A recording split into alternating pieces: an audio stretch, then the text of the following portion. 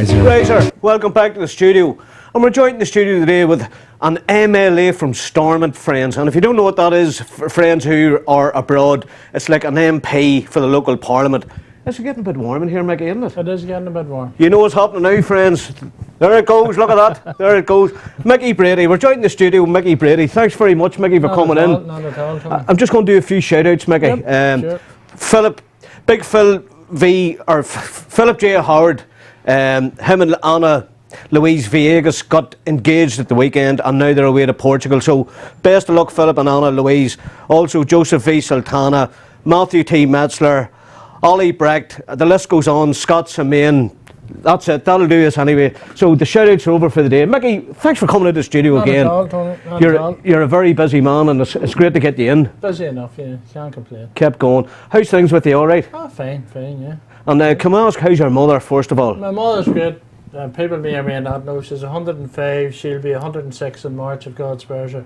Going strong. My God. Still giving off, which is always a good That's thing. how you know a woman, that their mother's in good form when she's giving off. She's a better social life than I have, she gets out more. And at 105? Yeah. 105 years old, friends. That's written in the history books already, Mickey, isn't it? I hope I have inherited some of the genes, and I'm not talking about Wranglers or... Or Levi's or So tell us, Mickey, you started off now, we know each other through music. Yes. Through music, and as I was telling all of my friends previously, music has played a big part in the early stages of our lives, really, didn't it, through the troubles and that? Oh, absolutely. I mean, I grew up in the 60s, really, with the Beatles, the Stones, and Bowie, Fleetwood Mac, all them bands. And I was lucky enough to see some of them, but I've seen all of them live apart from the Beatles, I have to say. Saw the Stones when I was a student in Liverpool in '71. Wow. And I've seen them twice since. Saw Fleetwood Mac when I was in Liverpool, just playing. It was actually, Peter Green had just left them. Christine Perfect, or Christine McVie, she had played with Stone the Crows, I think. Les Harvey, God rest him, he was our lead singer, had an electrical accident, I think, died. She moved in with Fleetwood Mac at that stage, and I saw her first gig with them in Liverpool. So, yeah, it was all live music. Gina Washington, the Ram Jam Band, Savoy Brown, Cochise, all good music. You've acquired memory, Mickey, just like your mother, you've inherited that memory. I know, it's all some great live musical acts. And then, of course, on the other side of it, traditional music, folk music, the Dubliners, met them in Liverpool, listened to them a few times. Was fortunate enough to meet Luke Kelly, who in my opinion is probably the greatest ballad singer we'll ever Fantastic, see. I'll ever see in my lifetime or listen to, and died unfortunately prematurely, but just great music, great enjoyment. And the power out of that man's voice was shocking, wasn't it? Absolutely. But Newry had a great traditional music on the Procol on a Sunday night. All the big English bands would play. You had the like of Marmalade, you had I saw The Move a couple of times here. Wow. Because some of them went on to play, Bev Bevan was a drummer, I think he went on to play with the Electric Light Orchestra, and you had Roy Wood playing with him at that time and on The Wizard. Wow. I saw Roy Orbison here in Newry. Roy Orbison? Yeah, in about 67 I think. Brilliant. Our own Johnny Starr must have been playing with them back in the day. I think there was. There was some great bands locally, obviously with the show bands. When we were growing up in Patrick Street, the Epic used to rehearse in the old Labour Club. So you had all them boys. And you, obviously when they were rehearsing, you guys were all outside listening to it. Oh, some great musicians. You free gig then, wasn't it? Great singers, you had Patricia Grattan, you had Madge Murphy, you had Pat Jennings went on to marry Eleanor Toner. So just some great music. I think Clodagh Rogers was knocking Clodagh about Rogers, too. she lived in Alien Terrace at the time. There you go. Yeah, she and her brother Frank, I remember, I think he went on to be a record producer in that end of the music end of it, I think. Yeah, Clodagh Rogers, I remember her. And I remember meeting Roly Daniels the first time he came to Newry. Her father, I think it was Clodagh Rogers' father, Louis, was a sort of set up music concerts and all of that. Promoter type of thing. And I remember meeting Roly Daniels, I think it was in Gavigan Shop in Francis Street. He had come over from South Africa, I think he's from originally. Yeah. He married a woman now down in Downings in Donegal. Is that really? I remember being down. I don't know if he's still there, but I think he married somebody down around that end of the country. But yeah, some good musical experiences. Then we used to have a great old traditional session in the Hermitage in the 70s. until unfortunately it went up in the air, and then we moved to Fairley Larkins. The old Fairleys. Yeah, great acoustics, back room. I was talking about that walls. on the sawdust and the floor. Oh, aye. Well, we had Tommy Fagan would have arranged most of it, and Tommy had great contacts in the music. He had Noel Hill, Tony Lalonde played Vinci Quinn. You had the like of Paddy Clacken coming down, great fiddle player. You had Davy Spillane, who's now probably the best Uilleann Pipes player in the world. Some of the Keenans, one of them played in the Bothy band, and Liam O'Flynn, who had a session down the Point in the old ship. He came down to it, you know. Wow. It was great music scene in Uri. Always has been. There's still sessions and that, but obviously I harken back to the 70s, 80s sessions. You had the like of Colin Sands and Johnny Watterson played with Crubeen. You had Tommy Sands, and those boys would have spent hours teaching you a tune. You know, hours and hours. Just would have went out of their way to make sure you learned a couple of tunes. And not only they teach you, they taught you spot on. Because they're real perfectionists, you know. Tommy Fagan would have taught me, and probably forgotten most of them, jigs and reels, and he wouldn't know the name, so I'd just write down Tommy Fagan's jig or Tommy Fagan's reel. And I still have wee notebooks, you know. That was a good way of writing it down all the same, That's wasn't the only way I could remember them, you know. Well, no, the crack was good, I have But to you're say. a Newry born man. You're born in the Ballybutt area. Born in Killen Street, number 4 Killen Street in 1950. People ask you what age are. I said I'm a Korean War baby. A Korean War baby. Confuses him, you see, because you have Second World War and then you have the baby boomers and all this. Yeah, born in 4 Killen Street and moved to 27 Patrick Street when I was about 2.5. That was a big move. But I can still remember living in Killen Street because McCardle's had a wee shop beside us. There was the old fella, McCardle, and then at the top of the street you had McConville's, who were great traditional musicians, fiddle players and all. And in fact, nephews years ago were on Opportunity Knocks. No I way. think they were living in Scotland or somewhere at the time. I With remember Hughie Green. Patrick Cowan singing on Opportunity Knocks. Is that right? I With one didn't of know the show Patrick. bands. I think it was May Bunny Lays Over the Ocean or something. So you can check that with him. Suit me. Because I'm sure if I'm wrong, he'll let me know. There's one thing about him, man. My uncle was married to his aunt, you see. Is that So right? I remember sitting in the pram and Paddy was quite old. I have to say this now because he's going to slag me. So, his auntie was married to my Uncle Hugh. And growing up, great time growing up in Ballybutt, some great characters. You had Biff Grimes, you had Paddy Ryan. Paddy Ryan had a 3-legged greyhound called Ryanstein Jet. No way. So when you're growing up as a mystery how a 3-legged greyhound can run. Let alone one we call Jet. But yeah, the old thing saying he who walks with a limp runs with a hop, you know. But you had Biff Grimes, God rest his soul, ran Ballybutt, and then you had Fairley Larkins when we were growing up, and you had the Labour Club, which was somebody asked the doorman one time in the Labour Club where you signed in. He said, you don't sign in here, you weigh in. You weigh in. So You don't sign in, you weigh in. And that was the talk of that was a tough club back in the days, wasn't it? It was rough, yeah, it was rough. Funny enough, it used to be the old Columbian school, and my father, God rest him, was from Market Hill, and that's where my mother and him met. And it was just funny because we were reared in the house opposite it. My father had cycled in from Market Hill and met this Newry woman, you see. Unbelievable. And they actually met at a dance there, yeah. And then my granny lived in Dominic Street. She had cures, my granny Finnegan. People would still remember, older people should have cured sports injuries and all of that kind of thing. Just sprain, sore heads and jaundice. Wow. And you grew up with that. You don't get much of that happening nowadays, do you? No, Don't. we used to have people lifted the spool of their breast and all That's these. right. There's a lot of prayers and a lot of kind of mistake around it, but it worked. Yeah. Apparently, you know. Paddy Oxo was a Paddy magazine. Oxo, Paddy He was could lift the spool of breast. your breast, that's right. Yeah, that's right. And that was his big diagnosis maybe for anybody. You need the spool of your breast lifted, even though you hadn't a clue what he Apparently meant. give you a new lease of life. Yeah. But my granny had the cures. Now the sprains she used, I suppose putting ligaments back with her thumbs and melted butter and prayers, and the sore heads had a ribbon for measuring your head.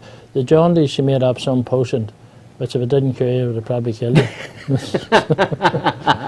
So it was which was worse, the potion or the jaundice. The jaundice usually took second best. The jaundice fought the potion.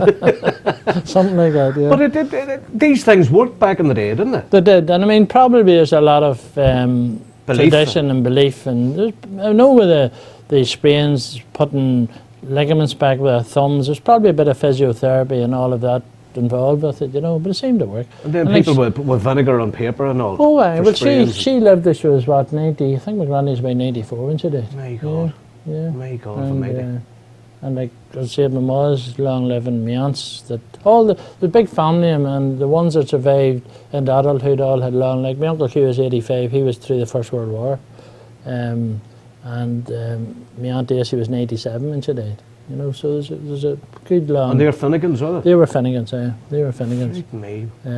My granny Finnegan, she was originally in McDermott, and her mother was a Presbyterian from Kilbrony called Esther Pollock. So there's that line of the family as well. So that's a big lineage going on there, Mickey, isn't it? We're an eclectic mix. An eclectic mix. As you keep telling people. And for your sins now, you're a Sinn Féin councillor. Sinn Féin MLA, yeah. Sorry, MLA, sorry about that. And it was explained to the people there that anybody from America or Australia tuned in, the MLA is like, it's like a local member of Parliament, so to speak, isn't it? Yeah, I suppose it's like that, yeah. Yeah. And been called worse. But tell me, how long? When did you become an MLA? When did I get the call? In 2007, and then I was re-elected in 2011. My background would have been working in the voluntary sector, in the advice sector, mainly Social Security. It's an American thing originally, welfare rates, which came over here. Welfare rates originally started, I think, in the southern states of America, where a lot of black people particularly had to migrate to the north for jobs, and because obviously the discrimination and families were left behind. So welfare rates was developed as a way of ensuring that they got their rights and entitlement to welfare and all of that. And then that came across. I started in 81. The day Bobby Sands, God rest him, died on hunger strike, 5th of May 1981, I started with the Confederation, and I was there until 2007. So, wow. So it's a long time. Wow. But it's a kind of area in terms of social welfare, and that you learn something new every day. It's constantly changing, I suppose you learn more about people as well. well. You're dealing with people which you enjoy. I mean, I enjoy what I do and always have done, and I think the worst thing for anybody is getting up on a Monday morning not looking forward to your week. If you don't look forward to your week, then you shouldn't be doing what you're doing, in my view.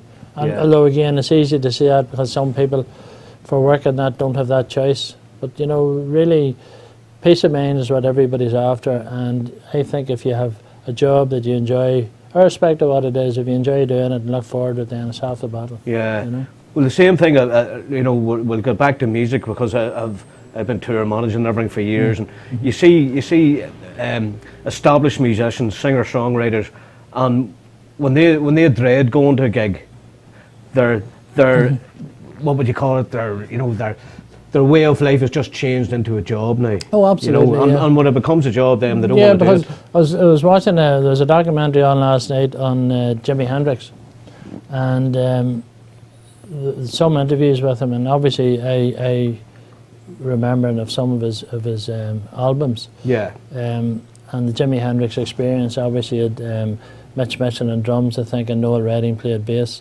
Great band. My brother-in-law was lucky to see them live in Belfast in '68, I think. But it was just, they were talking about Jimi Hendrix, the person, and apparently off stage he was very quiet, reserved, quiet sort of a fella. On stage he just turned into a completely different person, And you had Mickey Dolenz from the Monkees was saying, which I never knew actually, Hendrix supported them in a tour that they had in America, and like Mickey Dolenz was saying all their fans were about 12-year-old, and then you had Hendrix coming on before playing this amazing rock, and he was saying that the fans were all shouting, "We want the Monkees," and then he went on to become a legend in his lifetime and ever since, and just totally different character off stage and on. And I think that's true probably of a lot of musicians. Yeah. They're quite reserved people, and then when they go on stage it just come alive, Well, it's funny, Mitch Mitchell and Noel Redding, they ended up living down in West Cork. That's right, Noel Redding. Along with, they lived separately, but... And Donovan's down there somewhere. Donovan, he's down there, and Eric Bell out of Thin Lizzy. Heard him on the radio last week, Eric Bell. He was... Actually, I don't know if you had heard the story. He told the story about how they got the name. About Tin Lizzy, yeah. Tin Lizzy. Yeah. It was quite, I'd never heard that before. Yeah. But I remember him playing in the Talk of the Town. Eric Bell. Eric Bell, yeah. That's a Wow. long time ago. Again, when you go back to when I was in Liverpool, as I said, some of the bands that played were just fantastic live music, you know. And that's when it was up to you when you were at university over I there? was there from 70 to 74. Heard great music, saw great football. Wow. You know, saw George best at his peak. Probably best footballer, apart from maybe Messi or somebody that I'll ever see in my lifetime. You know. Yeah. Great music, as I said. You had even local musicians in Liverpool. There was some, I mean, there's an Irish duo there, I think Tiernan and Oak you call them. They were a great band. Okay, just some great music, great traditional music as well, you know. Yeah. And you had the Everyman Theatre in Liverpool where Willie Russell started. We used to go there because you got really cheap chili con carne. So Good packing then for the evening? good packing, and he would have been there. Pete Postlewaite, the actor, started there. Julie Walters. They were all about. I remember a friend of mine in Liverpool, Joe Martindale. Joe had been a monk and then went over the wall and wrote books about it, but knew everybody. And I remember meeting him with Viv Stansel from the Bonzo Dog Doodah band, Paul McCartney's brother, and I think Neil Innes was there. And just great characters. And I always remember Viv Stansel, who, God rest him, I think he died in a fire a number of years ago. I always remember he was wearing a tartan fur coat and a tartan top hat. A tartan fur coat? And a tartan top hat. I would love to see that. I must get a look at some of them pictures. Absolutely great characters, you know, very down to earth type of characters, Wow. you know. Yeah, just a decent run-of-the-mill people. Oh, yeah. absolutely, yeah. So it was great. That must have been some buzz for you to get there to Liverpool and then get stuck into a bit of, you know, different music from what you would have heard here. You heard, it's totally different. I mean, where I went to college, actually, the Cavern Club was just around the corner. Wow. And funny enough, we have student reunions on a yearly basis now from there. The next one's in October. Normally go to Liverpool. This time they're coming to Belfast. Oh, that's unbelievable. So, yeah. And funny, my young mother was in the Cavern the other night. My brother, my youngest brother, lives there, and excuse me, he shows or he's a Liverpool, you know, the Anfield tour guide. Oh yeah, right. So he's having a great time. Good to see you, Keelan. All the photos look great, brother, and it was good to see my mummy and all in the Cavern. Oh no, it was it was just round the corner from us, and you had a lot of clubs in Liverpool. And you had the Mardi Gras, which was rough enough. You had the Wiki Hollow club. We went to see the Dubliners there one night, and Joe Dolan, God rest him, had been there and got an awful doing in it one night. Didn't that? Oh, it was that bad. I think that his photograph was in the front of the Daily Mirror. Oh, he got, because have you ever seen his nose? Yeah, it was rightly flattened. I think that's where he got it in the Wiki Hollows. Two boys just attacked him. And I remember going there and seeing the Dubliners there, and the Dubliners appeared, the Empire in Liverpool, saw the Stones there. As I said, they were in the Jumping Jack Flash tour in 1971. Mick Taylor was playing them. And then later I saw them. Actually, I took Arnell the last time they played in Slane, and you know him well. He's a youngest fella. He plays in a band too. And we managed to get into the pit. Was Ben Cornell was doing security, so got us into the pit. And we're right up on stage, and Keith Wood was there, and our fellow was saying, "Why is he smiling?" I said, "He's just glad to be alive." You know? Does he even know he's alive? But that man went through. But oh boy, they blew him away, because you'd think of the Stones as, you know, these aging rockers. Mick Jagger must have ran 20 miles on stage that night, as fit as a fiddle, and he had just turned, I think, 66. Wow. He's in his 70s now. My Absolutely brilliant. And they're still kicking it, like, aren't they? Still good as ever. Actually, I've seen them 3 times, and each time they've probably got better in my view. Yeah, there you go. Well, you know, so it's Keith Richards, he even has his own albums out, and they're pretty good. You know, he's really good. He's a legend, of course. But I mean, if you go back like Charlie Watts was a jazz drummer, Bill Wyman was a jazz player, so it had that kind of tradition. The jazz timing and all. Yeah, they've all of that, you know. I mean, the old saying is, if you can play jazz, you can play anything. Play anything, yeah, absolutely. You know, and that's why they're probably established, isn't it? Very much so. I know they're a great band to watch. I'd go and see them again 100 times if we got the chance. Yeah, yeah. I'd say they'll be going for a while yet. I'd say they're not going to hang up the guitar strings yet. No, you know, and we're getting back to your Niall. We had him on the Newry News set. Oh, he told me, yes. Such a laugh. I mean, good man, Niall. But it's great to have him on the team. And I know he's a few new players have come along recently, so. He's enjoying it, yeah. He's enjoying it, but we've one scene just to finish for this last Newry News one. we'll have to get there. I'll talk to you. I'm not going to tell you about it on here, you know, but hopefully we'll get you back down, Niall, and Lisa Walsh, and get them all down. And there's a good crowd of them there now, and fair play to Gino Lynch. He's doing it. Oh, right. He does all the writing for it and that there, you know. Oh no, it's I know Niall's enjoying it. Yeah.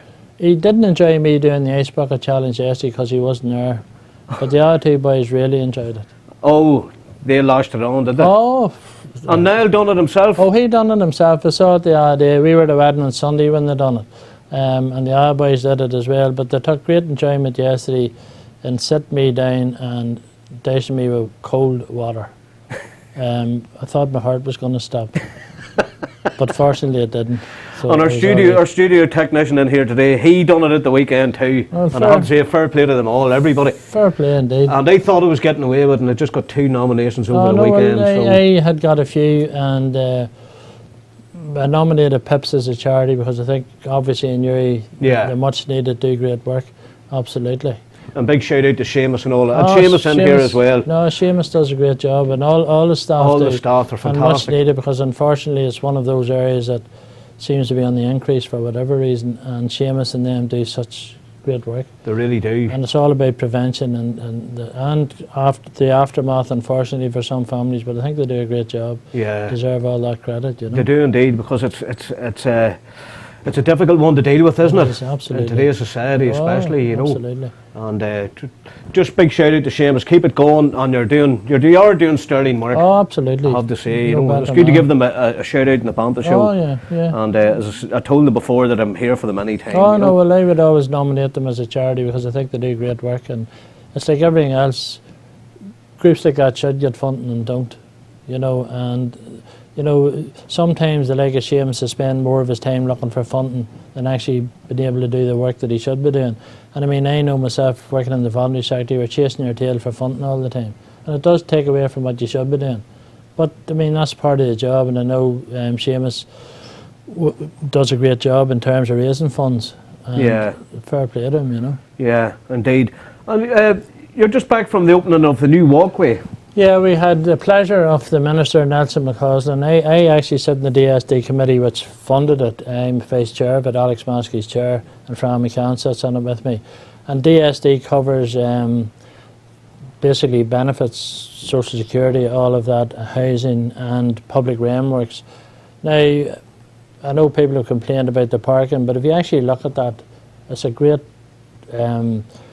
asset, I think, to Newry, you know, because you stand on one end and look along, you can actually see the canal. Like, we have the oldest waterway in Ireland or Britain. That's right. And really nothing, 1742 I think it was open.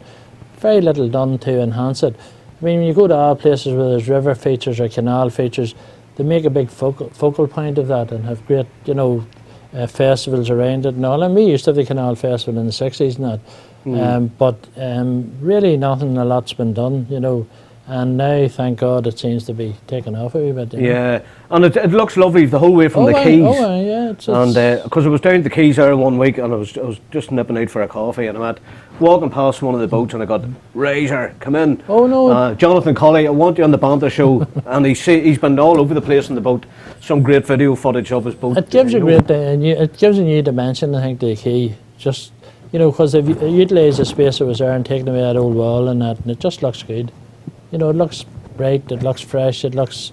And then, obviously, with the Pride Festival on this Saturday and the flags were up, I think Nelson may have thought we put them up for him, but we didn't. I thought you put them up No, Pride, in fairness, they done a good job of putting the flags up. I saw some of them put them up the other day.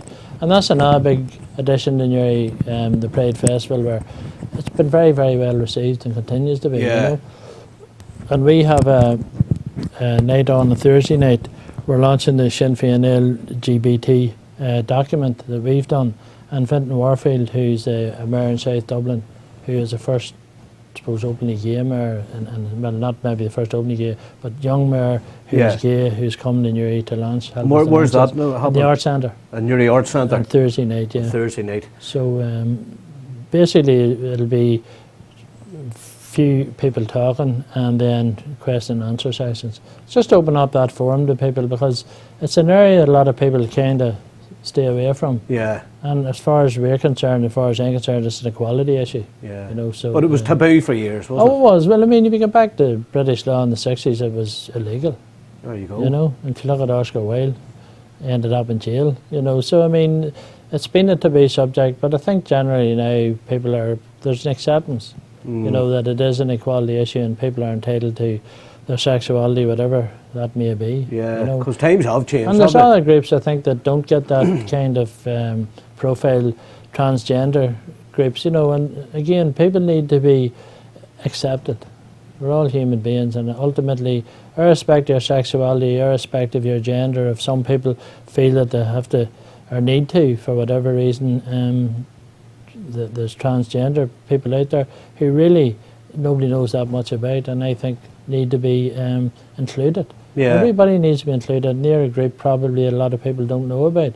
And it was only funny enough last year or the year before at the Pride Festival, some of the meetings that was really profiled. That a lot of people simply didn't know it. There were people who had transgender issues. You know, and I think it's something that needs to be brought forward and discussed openly. Yeah. You know. Yeah, because it's there was none of that back in the day either. You know, it's Absolutely all, not. Society has changed, hasn't it? Technology and everything else that goes with it. Dramatically, you know. I mean, like even my mother's attitudes to things have changed. I was going to say your mother must have seen many different changes. Like, well, she was born in she's seen cars and all. 1909. She's seen World War. She's seen 1916 Rising, Black and Tans. We're here, went through a lot of things. Technology. I mean, she would have been born just after Wright Brothers first flew. You know, so all of that changes. she's seen the washing machine getting evolving and electricity. I mean, yeah. You know, like when we were growing up, there was a man in Dublin Street, Alfie Matthews, and he still had gas mantles in the house. And like a great character, he had been in the Citizen Army and in the War of Independence and all of that. He had actually shared at one stage digs with Sean O'Casey, the playwright. You know, very interesting character. He used to sell the YP pools when we were kids, and our Dominican quarters now, he had like a wee farm, which we used to go up when we were kids, and he had guinea fowl and pigs, and he grew black currants, red currants, gooseberries, and all of that. And we were kids, you went up and had. And then you go back to the house at night, and he would tell you stories about leprechauns, and just great. And I mean, when you look at how things have changed these days, probably, you know, it wouldn't have been allowed to happen now. And yet there was never anything inappropriate or anything like that. It was just kids who were good crack on summer evenings, you know. Yeah. Brilliant. Absolutely brilliant. You just said something there now, but it triggered off a thought in my head that I was on Twitter the other evening, and there's a guy, he investigates UFOs and ghosts and paranormal things and everything. But he said he's got a certain amount of Irishmen over, I think he says, in a couple of years that he's been, you know, well, this last couple of years he's been requested by Irishmen to go and investigate leprechauns. Oh, yeah. So I told him, I says, yeah, this is very important, and I told him, I said, there's a PJ O'Hare's bar in Carlingford that has the leprechaun suit. Yes, and they have a leprechaun hunt. They have a leprechaun hunt down there. Yeah. So, you know, so just, if you can research all the UFOs, you'll get it difficult to find leprechauns, but they are here, isn't that right? Oh, yeah, and if you look at Darby O'Gill, there's a proof. There's the proof of it, yeah. Darby O'Gill and Little People. Well, there was one a of girl, Sean Connery's first films. There was a girl in Dublin got on to me straight away, and she says, yes, there was one captured recently, and they actually made him the President of Ireland. She says, Mickey D. You know? I've met the President of Ireland, and I would say he's magical in some way. Yeah. Yeah, he's got the stature and all. Oh, he definitely has, and he has that way with him. He's a great wee man, isn't he? He could charm the birds. Met him a couple of times now recently. We went down to Arsenukton, he invited people from the north down, and very pleasant afternoon. And then met him in Armagh recently. He was down at the one of the schools down there, the poetry schools, and he came around the council offices there. No, he isn't, and his wife's a lovely woman, yeah. Because he was Minister of Arts there for years. He was, I know he'd be very academic kind of a character, you know. Oh, he is, he's clever. Great man for the arts and that. But as I say, the stature would certainly indicate that leprechauns are alive and well living in Ireland. There you go. Michael D. Higgins, you're welcome on the Banter show. And that's a compliment. That is a compliment. I think he would take it as a compliment. Oh, well, I hope so. It was meant in good faith. It was given a good faith. And get back to Louise Fergus over in America. Yes, there are leprechauns. It's official, they're here. And they're not too far away. If I had known, I would have tried to take one with me. Is that right? Oh, aye. Jesus.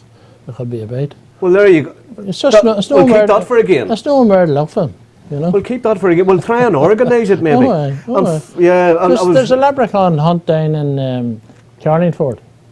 I think they still have on a yearly basis. I remember taking the kids down to it. And they're hard to find, but, you know, if you just hit the right spot. Yeah. Well, they recovered a load of clothes. They found the little den and that there, and of course they can go like that. You know how quick they can go. Oh, so the wee boy, he slipped off and he left all the clothes and all. So they've got the clothes. maybe he was doing his ice bucket challenge. He could have been. You know. I tell you, them boys, they could stick some ice bucket challenge. You wouldn't want to be sitting letting them through the water at the end. Know that much.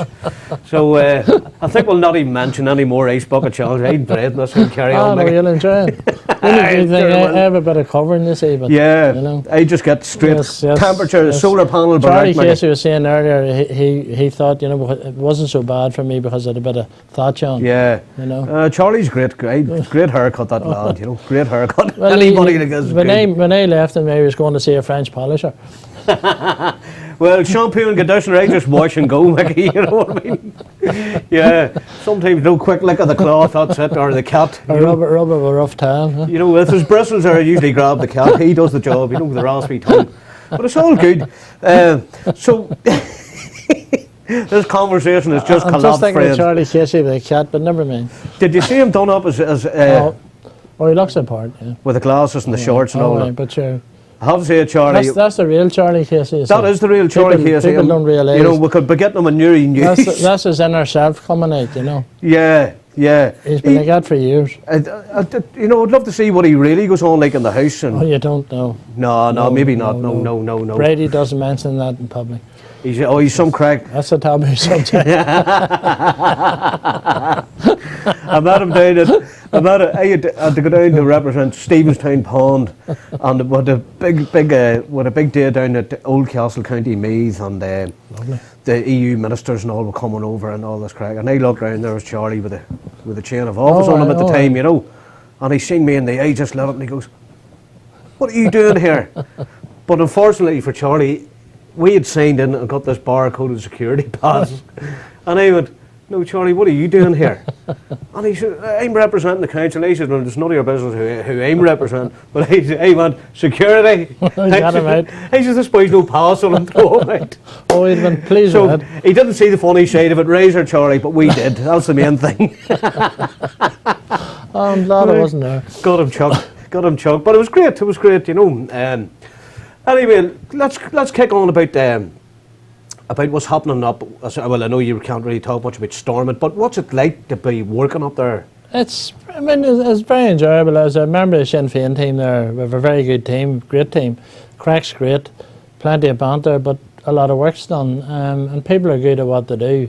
And I'm not necessarily including myself in that, but no, we've got a good team there.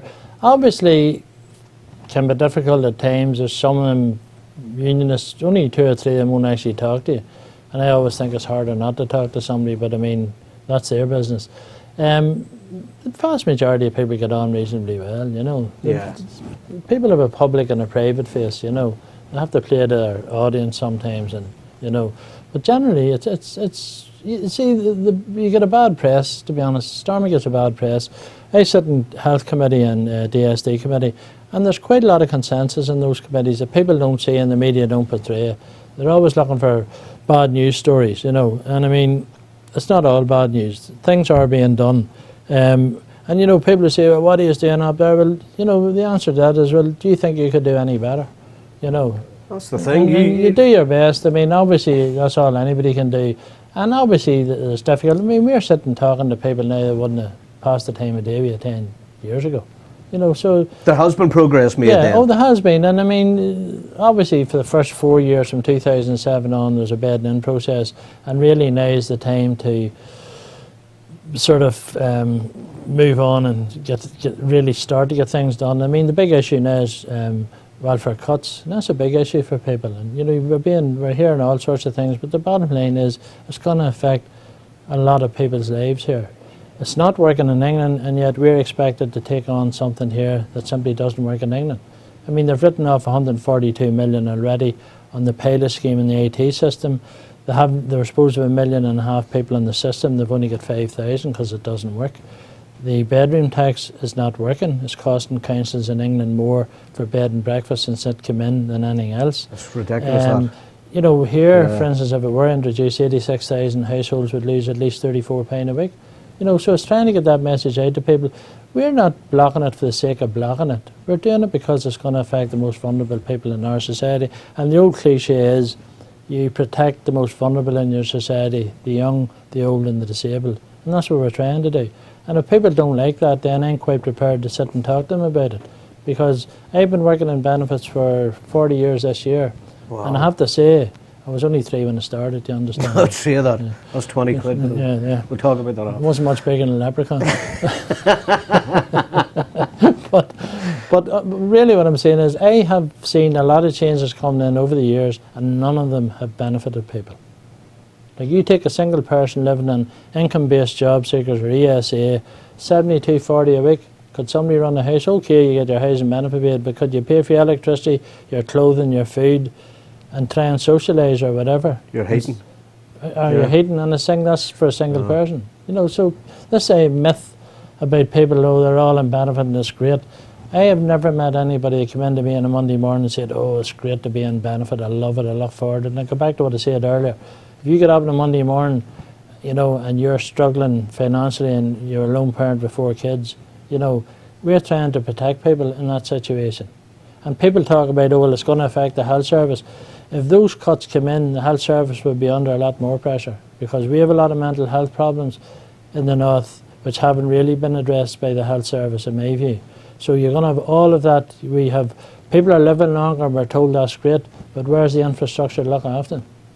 You know? That's it. There's all of that, you know, like everybody wants to have a good quality of life and live long, but that can only happen. The state has a duty of care to people, and in my view, in a lot of cases, the state has abdicated its responsibility. Because if you look at, we're told, oh, austerity cuts we have to cut. When the banks went down the Swanee, they could pull 70 billion like that. Not a word about it, you know. In Britain, they're talking about a new Trident system, which is costing 4 billion or something. Not a problem then. A system that's probably already obsolete. You know, so when it comes down to, we hear, and I would use this phrase all the time, we hear a lot about the economic costs, we very rarely hear about the human costs. And that's what it's all about, you know. But that's the media. Look, the media... That's me off my soapbox. No, you're staying on your soapbox, but the media are the problem, I think. The nitpick, the nitpick at words. If you slip up one sentence or one word, that's it, to make a big issue out of it. One of the things I found since I went to Storm, and I probably never really noticed before, is getting objective journalism. Right. You know, everything, and this is only a personal opinion, yes. Everything you hear is subjective journalism. It's that journalist's subjective view. And sometimes they need to sit back, particularly around welfare cuts and all of that, and actually listen to both sides of the story. We've been pilloried over recent weeks by the DUP. We're stopping this and we're stopping that, it's going to cost us. The British Treasury actually haven't sat down and worked out what it's going to cost. The fines that they're talking about haven't really even started to bite. What people fail to realise is the Tory government has already taken 4 billion out of our subvention in terms of money they give. So the chickens are coming home to roost now. That 4 billion has been taken out of our economy. Wow. And like we hear so much about how much they give to us, and as if we don't give anything back. If you walk into the Keys or any shopping centres in your area and walk from Debenhams to Sainsbury's, all that money's going back to England. You know, the only wages, minimum wage usually coming back into our local economy. Very little, you know, like we have some great first derivatives, absolutely brilliant firm doing made near the centre of a lot of things. You had Norbrick and all the rest of it doing great work and employing people and all of that.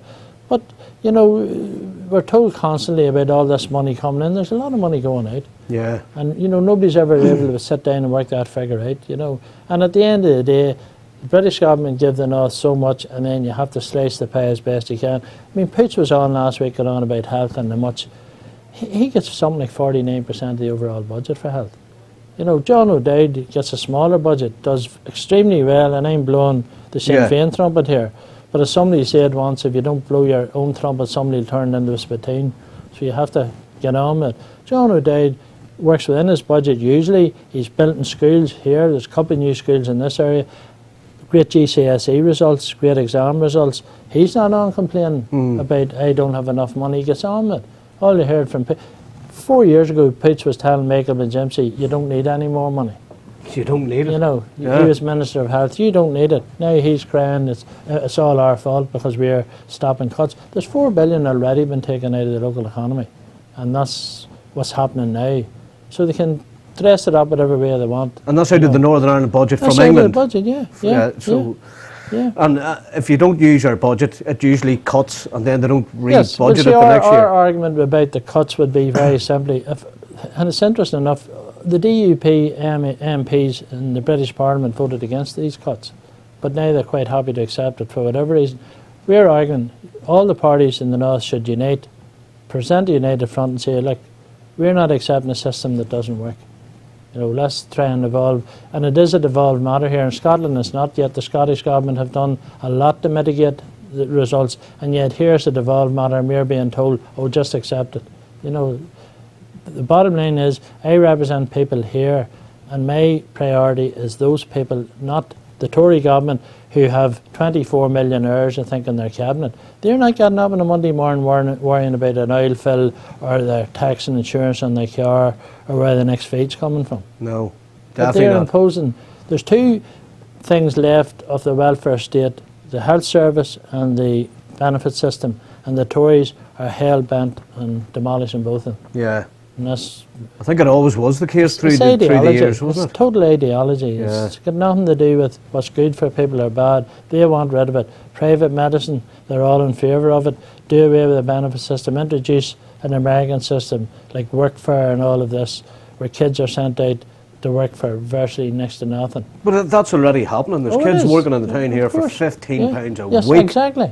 And yet A we're week. told, oh, but your work's good for you. Nobody's saying it's not, because if you look at the underlying principle of the changes, it's better to work than be a benefit. Nobody would disagree with that. But the way to get people into work is to create jobs. It's as simple as that. You don't cut their benefits, you create jobs for them. Worthwhile jobs that people can actually go out in the morning and come back feeling fulfilled and having a proper wage to rear their families or whatever. Yeah, that's the most important That's what it's thing. all about. A you proper wage and making the job feel know? as Because though. otherwise we're letting the younger generation down. Yeah. Simple as that. And you know, as I said, as an elected representative, you're there, and you know, this isn't, people say, oh, you're expected to say that. I've been dealing with people all my working life, and I love dealing with people, but people are complex. And you know, when people aren't getting what they're entitled to, you know, like you think of some of the charities that people have to raise money for, like the hospice, should be state responsibility. If in an ideal world, the hospice, people should be allowed to die with dignity, Yeah. you know, and not having, you know, resources diverted to raising funds and all of that. That should be a state responsibility. It's the same in many other things. Here in the North and in Britain, you have the meanest pension scheme in the developed world. Pensioners in Germany, I went to a conference recently, pensioners in Germany get 2 to 3 times more than we get here. That's unreal. And you think people work all their years, pay into a system and get very, very little back. Yeah, I know all about it, yeah. The health system in Belfast, there was a report out 3 years ago. If you live in the middle of Belfast and get on a bus and go out to Finnegy, you're going to live 10 years longer if you live in Finnegy than you do in the city centre. No It's way. because of deprivation, because of lifestyle and all of that, because people can't afford. And you hear this, oh, they're all out drinking and smoking and they've flat screen televisions. People are doing that because that's a coping mechanism in a sense. You know, and if people are drinking and smoking and all, something else is going to the board, because on benefit you can't afford to do it. Yeah, true We're enough. talking about subsistence level. Yeah. The British government's own admission, that's what you're expected to live on. Just, you're living on no more. You're just You know? existing. And I have never met anybody in benefit that said they love to be on it and it's great, I can really have a great life. It doesn't happen. No. You know, so is this myth? I mean, if you look at the British press the last couple of years, stigmatising people in benefit leading up these reforms, so-called, they're actually cuts. And if you take that case in England last year, the guy was charged with murdering 6 of his kids. If you read the British press, it was because he was in benefit. You know, there was too much benefit being paid. trying to make that out that was some sort of the reason, you know. Yeah, that he was partying all the time and all nonsense, absolute nonsense, you know, because people in benefit survive and exist. They don't. I've never met anybody who particularly enjoyed it. Yeah. Going to create jobs, create jobs. Don't say, you know, we're cutting your benefit, which will give you an incentive to go to work. If there's no work there, you can't do it. As simple as that. You know? And well, we're saying there earlier on, society's changed. I think it has. Now, the younger generation that are in high-powered jobs, decision-making jobs, they will be even more ruthless at cutting, you know. Probably, but I think, you know, if you take locally in Uri, and I think there's a great older and a great younger generation here. You see, kids don't grow up with the hang-ups that we had about debt and all of that. You go to an ATM. I mean, if I reckon if I lived long enough, I'd evolve into an ATM. Because my kids could come and put a card in my forehead and money would come out of whatever orifice was handiest. You know? But I don't think that's necessarily going to be the case. But they don't have the same approach to debt that we had. We were brought up, you couldn't owe a shilling, or, you know, there's a guilt complex. Kids now, I mean, if you take student grants, which is our student loans, an absolute abomination as far as I'm concerned. When I was a student, I got a grant, I got travel, you know, and then I still found begging letters I sent my mother when we moved house, which was very embarrassing. But the point I'm making is, kids are coming out now of university and they're huge debts. So you have to work to pay it off. Education should be a right. It should be part of what we talked about, that welfare state. It was for my generation. Why shouldn't it have been? And then we're told, oh, we can't afford it, but you can afford all sorts of other things. Yeah. You know? Yeah. You know, swings and roundabouts where the money goes, isn't it? Yeah, but who decides all this? Because even in a recession, there are people who are still making money, but they're not ordinary people. They're people in merchant banks and investors and futures and hedge funds and all of that. They're still making money, irrespective of what happens. Yeah. So it's Joe Public that's getting in. Joe Public gets nailed. But I noticed now, you know, because I be in the south of Ireland, I be in London a lot, and England, different parts of England, and I can tell you here, the price of petrol here in this town is dearer than London. Oh yeah. It's dearer than London. Well, I obviously travel to Belfast 4 days a week. There's a garage outside Hillsborough there, and that's about 5p roughly a litre cheaper than as you come towards Newry. It's unbelievable. Now, I presume it's the same stuff you're getting. The diesel is roughly about 5p cheaper. And, you know, if you're filling up a couple of times a week, it all adds up, you know. And a lot of people sometimes don't think about, oh, well, I'm saving this, that. But if you add it up over a period of time, you know, or 6 months period or a year period, it's actually a saving, you know. Well, I never thought I would see the day that diesel's dearer than petrol. I remember, completely bonkers, really. and I remember when I was a young fella, taking my father to wee Mini, taking it to Joe McGraw's garage in Ballabot, and getting 2.5 gallons for less than 10 shillings. Unbelievable. Which is 50p now in modern money. You know, when you think about it, how it's gone. But then again, it's global prices. If something happens in the Middle East, prices go up. Yeah. You know, and that's something we have no control over. Yeah. You know, at least we're told we have no control over. Yeah, allegedly, it's been alleged. Somebody somewhere has control over. Yeah. So, you know, and that's a big important, because like when I was growing up, I think in Patrick Street there was about 3 cars. You know, and Mick told it, one of them, he owned a garage. My dad had a motorbike. You know, so getting a car was a big thing. Yeah. Now you can't get moving. When I left Patrick Street to move up the Armour Road, I think in Peter's Place, we cul-de-sac there was 22 cars or something. Oh my God. There's more cars than houses. In that little street? That little street, yeah. You know, it's but I've noticed that myself recently, the amount of cars, even Courtney Hill up the Armour Road, you know, everybody has a car near enough now, don't they? Yeah, but I mean, that's part of modern life, because people travel more. People travel more, and, right. And again, if you take Newry, I think there's about 600 people leave Newry every morning for the civil service to go work in Belfast. Is that right, 600? Yeah, something like that, yeah, it's a huge number of people. I never would have thought that. I mean, there's buses leave, there's cars drive down, you know, I mean, there's a lot of people travel and don't have any choice but to have a car. And if you live in South Armagh, public service in terms of buses and that isn't that good, so a car's a necessity. Yeah. If you live in Cullyville, Cullyhanna, Evening Cross and that, a car's a necessity if you want to get into to travel into Newry. Like. Oh yeah, You know? yeah, you would need it, and it's okay getting the bus. It would end up being costing a fortune. But then again, you're kind of tied to that time, and if people want to come in and shop or do whatever, you do need a car, and it's an expensive item. Insurance here is ridiculous. Oh. You know? It's the dearest insurance in the UK. Oh, at least dearest petrol. Absolutely. If they could tax us dear, they would bloody do that tax too. and everything, but I mean it is dear, and there's no reason why it shouldn't. It should be, Yeah. because drivers here are no worse than drivers anywhere else in the world. Yeah, well that's it. Some people may say they are. I don't think so necessarily, but and I've been driving a long, long time. But Newry was never designed for traffic. No.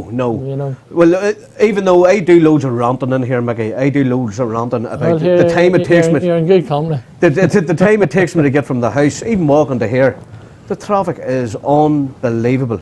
It's simply there's been times that people have called, sure, I'll call for you and we'll go over to the Banter show. This took us 20 minutes to get from Chapel Street to here. My mum lives in Dominic Street there, and obviously I'm out there every day, but we got the DRD road service to do a survey there 3 years ago. There's something like 5,000 cars a day, or vehicles use that street every day. And that's only a small street. So that's working out over 30,000 a week. It's amazing. Yeah. And that's only one small, narrow street in Newry. And like if you go up to some of the estates in Barcroft there, I remember when Barcroft was built, the first couple of streets, because the idea was that ordinary people were never going to be able to afford cars, or I think there's 2 power points in the houses. They're never going to, these are the people who designed it. Yeah. If you go up the top of Barcroft, was built later on. Yes. Streets are much wider because there was an acceptance that cars were going to be part of the fabric of life in a sense. But yes. The first couple of streets, 2 cars can barely pass one now. Unbelievable. And these are the people who designed it. Yeah. They should have been made to live there for a while anyhow. That's a valid point. Or that's the architects, the designers, put their name and phone number designed this. And a plaque so you could ring them at 4 o'clock in the morning and complain about getting parked. Not a bit. Now you could be creating employment here because you heard of the blue plaque scheme. We could start a red plaque scheme, Mickey. Jamesy McAreevy's taken over that role. Oh, he is. He's Jamesy. They call him Jamesy the Plaque now. The Plaque McAreevy. But I have to say, we're only after getting the timeout sign there from our studio manager Andrew over there. But Mickey, it's been eventful, I have to say, and it's been great to rant in front of an MLA. How good's that, friends? How good's that?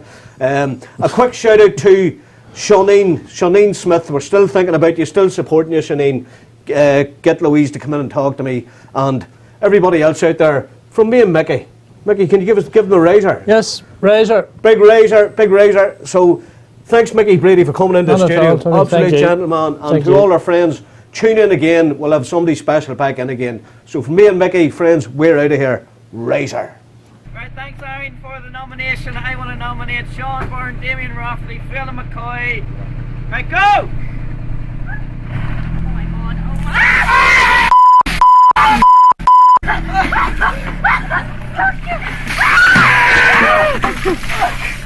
Okay, our buckets are filled. We're ready to go here at Destination Newry for our Ice Water Bucket Challenge. And now it's your chance to get involved. If you want a one-night stay in the Canal Court for 2 people, then all you have to do is send us your videos of our Ice Water Challenge. What do? You tag us in them. Tag us in your videos. We choose the best one. Plus, the winner will be the one with the most likes. So get involved and good luck to the lads. Yep. Right, I want to nominate Patrick Bourne, Louise McMurray, and I'm thinking about it, Andy McCracken. Yeah! I think involved behind us nominating the 3 of us, so we're nominating Cal McCoy, Janine Dillon, Keir Sloan, and Paul Rafferty. So I'd like to nominate Sarah McGraw, Jamie and Kearney, Ian McNulty.